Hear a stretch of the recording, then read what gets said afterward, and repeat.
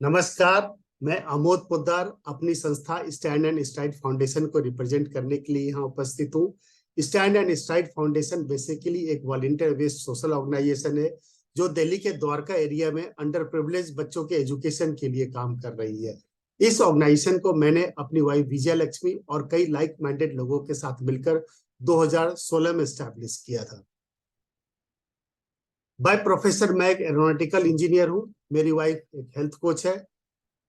हमारा शुरू से ही टीचिंग और सोशल वर्क का पैशन रहा है। जब भी हमें टाइम मिलता हम अपने आसपास के स्लम में जाके बच्चों को टीच किया करते हैं। 2016 में हिंदुस्तान टाइम्स ने मेरे इस सोशल वर्क के लिए मुझे champion of the day designate किया और इसे पब्लिश भी किया। इसके बाद हमें बहुत सारे अप्रिसिएशन मिले। हमारे एक नेबर जो एक रिटायर्ड गवर्नमेंट ऑफिसर है वो एक दिन हमारे पास आए और उन्होंने हमें ऑफर किया कि वो अपने कुछ रिटायर्ड फ्रेंड्स के साथ मिलकर हमारे मुहिम में जुड़ना चाहते हैं।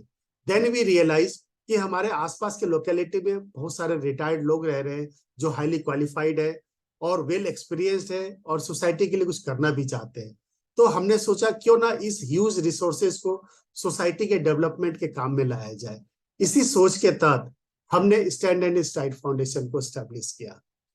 आज 6 साल के बाद हमारे साथ 100 से ज्यादा वॉलेंटियर जुड़े हुए हैं और हम 250 से ज्यादा बच्चों के होलिस्टिक डेवलपमेंट के लिए काम कर रहे हैं।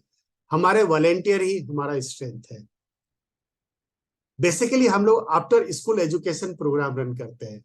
बच्चे अपने स्कूल से आने के बाद अपने पास के पार्क में इकट्ठे होते हैं जहां हमारी टीम उनको प्रॉपरली टीच करती है। इसके साथ साथ हम उनके पेरेंट्स के लिए वर्कशॉप भी ऑर्गेनाइज करते हैं टाइम टू टाइम, जहां हम उनकी काउंसलिंग करते हैं, उनको मोटिवेट करते हैं कि वो अपने घर में एक पॉजिटिव इन्वायरमेंट बनाए रखें जिससे कि बच्चों का प्रॉपर अपब्रिंगिंग हो सके। इसके साथ साथ हम बच्चे और उनकी फैमिलीज के लिए उनके हेल्थ एंड हाइजीन का भी केयर करते हैं। हम time to time health camps organise कराते हैं जहां हम उनका प्रॉपर हेल्थ चेकअप करते हैं। इस सोशल वर्क के लिए हमें बहुत सारे अप्रिसिएशन मिले और कई सारे अवार्ड भी मिले। रिसेंटली एक अवार्ड हमें APJ Kalam centre of young scientist की तरफ से मिला। ये अवार्ड हमें बच्चों में साइंस के प्रति अवेयरनेस क्रिएट करने के लिए मिला है।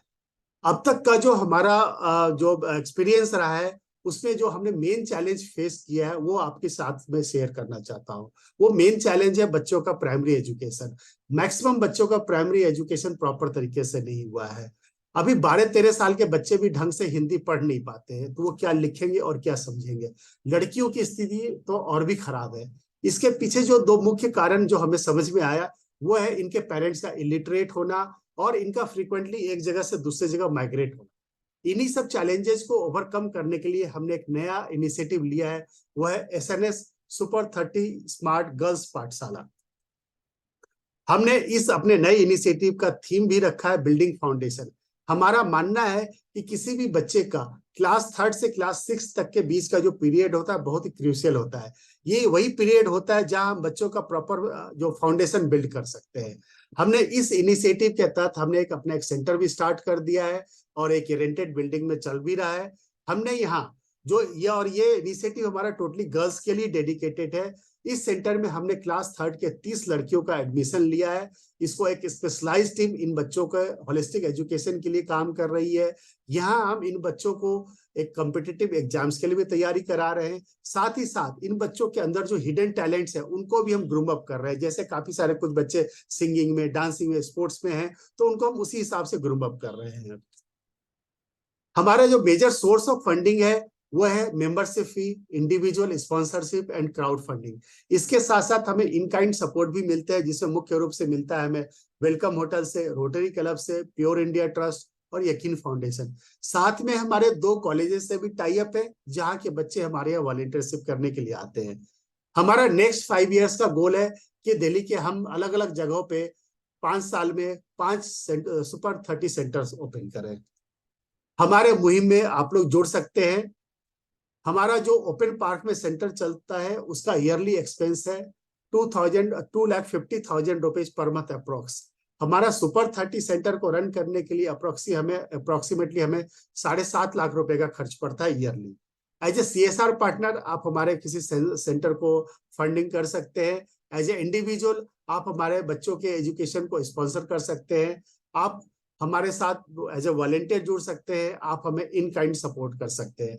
अब मैं अपने दो स्टोरी शेयर करना चाहता हूं जो हमारे वर्क को और अच्छे से डिफाइन कर पाएगा।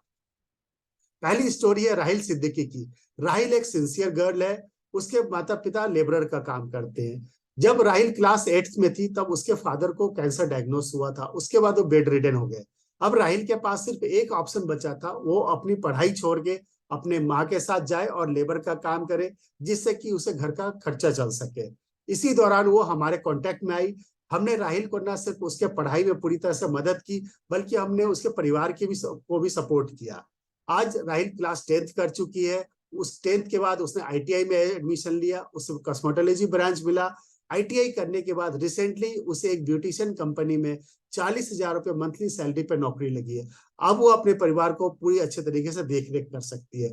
राहिल अभी बीकॉम भी साथ साथ कर रही है और आगे उसका सीए बनने का इरादा है। राहिल की स्टोरी हम सब के लिए एक बहुत बड़ा अचीवमेंट है। दूसरी स्टोरी है मिसेज वंदना गर्ग की। मिसेज वंदना गर्ग एक क्लास 1 गेजेटेड रिटायर्ड ऑफिसर है। आज उनके हस्बैंड की कुछ साल पहले डेथ हो चुकी है। आज से कुछ साल पहले हमारे साथ वो जुड़ी और आज के डेट में हमारी सबसे कमिटेड वॉलेंटियर है। रिसेंटली हमने उनका एक सरप्राइज बर्थडे सेलिब्रेट किया था। इसके बाद जो उन्होंने अपने एक्सप्रेशन दिए, जो वर्ड्स उसने एक्सप्रेस किया, वो मैं आप सबके साथ शेयर करना चाहता हूँ। क्षमा चाहती हूँ, कुछ कहे बिना रहा नहीं जा रहा। स्टैंड एंड स्ट्राइड का विशेष रूप से धन्यवाद आज के आयोजन के लिए। वास्तव में एक बुढ़िया को कुछ पलों के लिए बचपन में पहुंचा दिया। मेरे लिए एक सुखद आश्चर्य था। Stand and stride basically Mrs Vandana Garg और राहिल जैसे लोगों के बीच में एक ब्रिज का काम कर रही है। Thanks for watching my presentation. Thank you very much.